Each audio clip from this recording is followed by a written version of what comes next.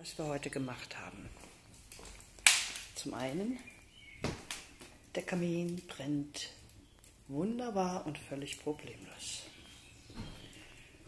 Wir haben hier ganzen Papiertriss abgemacht. Der Menzi hat hier neue Leitungen für meine Rechner gelegt und neue Steckdosen gemacht.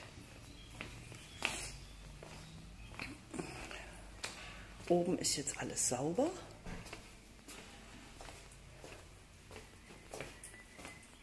So, der Frank war hier tätig und hat im ganzen Zimmer einen Shabby-Look verpasst. Ob es jetzt so bleibt oder ob wir da nochmal dran gehen, das weiß ich noch nicht. Sieht auf jeden Fall sehr interessant aus. Shabby-Look vom Feinsten. So, dort sind die ganzen Dosen weggekommen und Leitungen weggekommen, ebenso da drüben. Die waren nämlich tot. Dann haben wir hier die Leitung, haben wir ein Loch durchgebohrt, nach unten zum Stromkasten und die direkte Leitung für den Computerraum. Hier ist es jetzt richtig schön dreckig.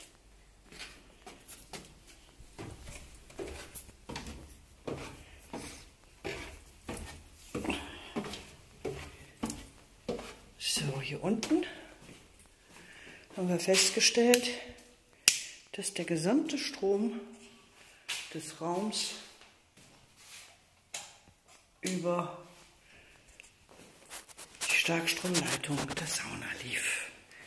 Riesenchaos. Wunderbar. Das musste erstmal auseinandergefritzelt werden, weil das nämlich hochgradig verboten ist. Hier ist jetzt eine neue Steckdose hingekommen.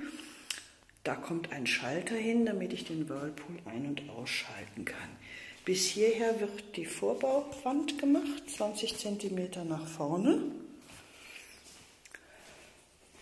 Hier haben wir die alte Steckdose entfernt und diese hier ist neu zugemacht worden. Da kommt ja die Vorbauwand hin. Hier kommt ein Retentionsschacht hin, damit wir an die Wasseruhr können. So, dann ist hier ein neues Starkstromkabel gelegt worden. Das geht da oben lang. Das ist für den Durchlauferhitzer, der hier hinkommt. Das ist das alte Kästchen vom von dem vorigen Durchlauferhitzer. Das wird noch tot gemacht, wird totgelegt. Hier kommt ein blickdichter Vorhang hin, damit wir immer an die Wasseruhr und die ganzen Schalter und alles dran können.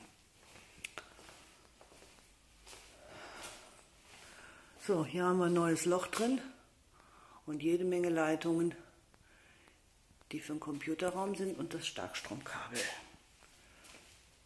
Hier ist das ganze Gebrüll vom Menzi und hier kommt der ganze Krampel aus der Wand. Angeschlossen und den Sicherungskasten bearbeiten machen wir bei der nächsten.